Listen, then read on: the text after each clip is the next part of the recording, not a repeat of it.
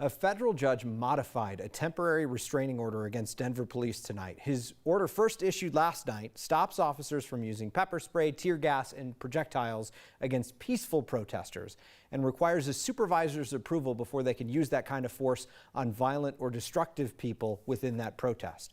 Denver police asked the judge to ease up, and tonight he did, slightly.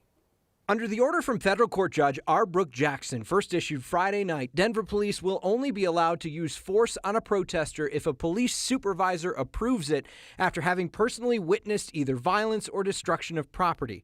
The original order said force had to be approved by a captain or higher, but tonight the judge agreed to allow police lieutenants to make that call. The Denver city attorney had asked to have a provision removed from the order requiring police officers to have body cameras rolling the entire time while patrolling demonstrations. They argued body cameras would run out of battery sooner if forced to constantly record. The judge urged the police department to use common sense to preserve battery, only flipping on their cameras when there is confrontation between officers and protesters. Denver Police Chief Paul Pazin told me this week that's already DPD's policy. If they are being engaged, and that's the time that they would be turned on. The plaintiffs in this class action lawsuit against the city claim some officers haven't been turning them on.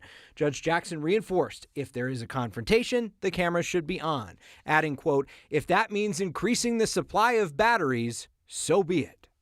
The judge was clear that his original order applies to all departments who are currently patrolling protests in the city. Denver police have been getting a lot of mutual aid from other departments, though court documents tonight suggest the city might decrease or discontinue using officers from other cities.